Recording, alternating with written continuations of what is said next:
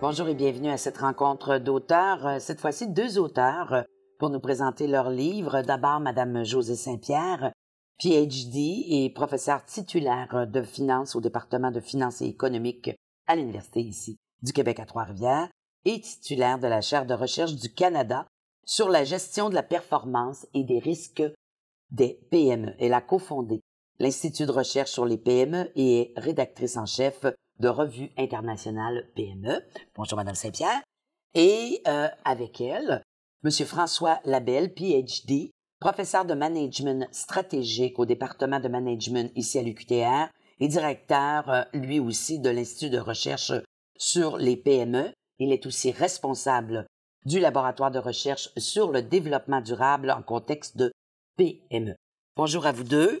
Et vous venez nous présenter ce volumineux ouvrage intitulé « Les PME d'hier à demain, bilan et perspectives » et c'est publié aux presses de l'Université du Québec. C'est un ouvrage assez imposant, quatrième de ce nom. Effectivement, c'est une 4e édition pour refléter la nouvelle réalité d'aujourd'hui. Donc, des entreprises qui sont dans un environnement très différent de ce qu'on avait il y a 20 ans. La dernière édition date de 10-15 ans. Puis, tout l'environnement d'affaires a changé, les entreprises ont changé, la compétition a changé. On parle de mondialisation. Bien, comment ça se transfère, ça, cette mondialisation sur les entreprises? Je pense qu'on a jugé bon à l'Institut de ramener nos chercheurs au travail puis de dire maintenant, bien, où est-ce qu'on doit s'en aller avec les PME. Alors, l'ouvrage se veut un ouvrage où on trace un peu le bilan. Ensuite, on regarde on en est où aujourd'hui, puis où est-ce qu'on devrait s'en aller dans les prochaines années. Est-ce que vous avez l'impression, puis en préface, c'est M. Julien qui signe la préface, est-ce qu'il y avait des préjugés par rapport à l'arrivée des PME? Est-ce qu'on avait une confiance par rapport à ce modèle économique-là? Ben, peut-être, c'est une question un peu... je pense que c'est certain que les PME, la vision des PME a beaucoup changé dans les dernières années, mais on n'est pas encore à jour, je dirais, autant dans les différentes communautés professionnelles, les journalistes, les gouvernements. Je pense qu'ils n'ont pas encore une connaissance fine des PME pour être capable là, de les aider ou de les propulser dans un développement encore plus rapide. Ouais. Donc, cet ouvrage-là, il sert un peu à mettre le monde à jour là-dessus. Oui. Où on en est, là, finalement, où on en est, puis où on devrait aller aussi. François, il y a 29 chercheurs, on le disait, on a mis les chercheurs au travail. Il y a 29 chercheurs, dont vous, évidemment.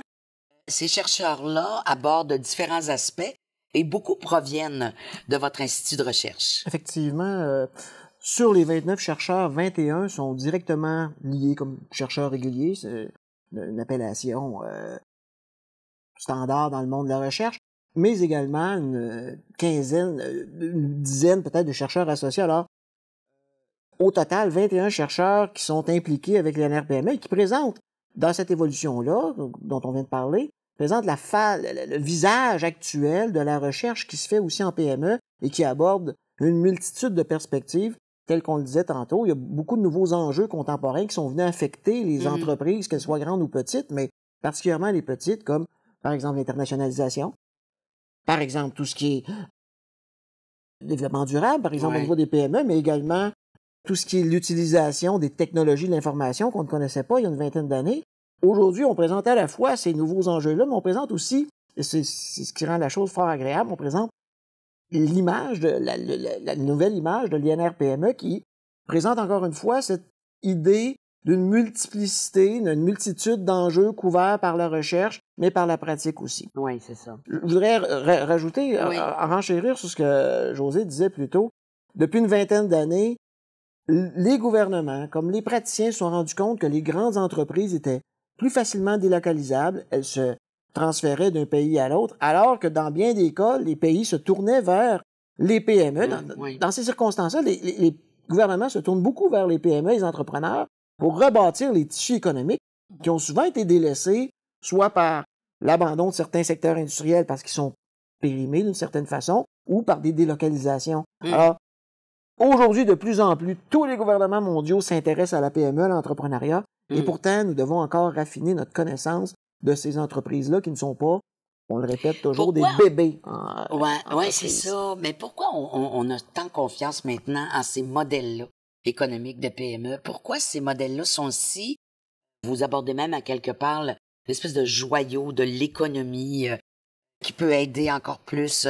Alors, à quel niveau ça se joue exactement? Beaucoup sur l'innovation. En fait, une des grandes caractéristiques des PME, c'est leur flexibilité. C'est leur capacité de s'ajuster rapidement à ce qu'un éléphant ne peut pas faire. Donc, la grande entreprise, on la caricature souvent avec... On utilise les métaphores des animaux pour parler des entreprises. Donc, les grandes entreprises, c'est des éléphants, des dinosaures. Ouais. Et les PME, ben, c'est plus agile, c'est des gazelles, c'est dépendant de leur stade de développement et de leurs caractéristiques. Alors oui, on va se fier aux PME, on va compter beaucoup sur elles parce qu'elles ont cette capacité-là de réagir rapidement à des changements de l'environnement et d'être capables de croître aussi, de s'internationaliser, puis de relever des défis plus rapidement que les plus grandes entreprises. Mais pour être capable de le faire correctement, dans certains cas, elles ont besoin d'aide, elles ont besoin de l'accompagnement. En fait, une PME tout seul, ça n'existe pas. Ça existe dans un écosystème. Oui. Et cet écosystème-là, ben, il doit être enrichi par différents acteurs. Ça peut être des acteurs gouvernementaux, ça peut être des acteurs institutionnels, des institutions financières. Et pour que tous ces acteurs-là travaillent ensemble pour faire progresser les PME, ben, il faut qu'ils connaissent les PME. Oui. Alors ça, c'est notre rôle. C'est notre rôle, c'est notre défi en même temps parce que ce sont des entreprises qui sont secrètes, qui sont refermées sur elles-mêmes d'une certaine façon parce que elles ne veulent pas dire leurs secrets, divulguer leurs secrets. Leur recette de succès voilà, aussi, parce c'est tout à fait qu'elles normal vont se faire aussi. copier. Là, Alors, dans ce livre-là, 3 grandes parties, un peu l'état de situation, qu'est-ce qu'il y a à maîtriser et vers le demain, comme vous le disiez tantôt, 17 chapitres. Alors, un directeur de PME, une directrice de PME et même d'autres chercheurs peuvent consulter ce livre-là et y trouver une réflexion quand même très bien développée, très bien documentée. tout à fait. Je vous remercie beaucoup. Bonne continuation. Merci beaucoup.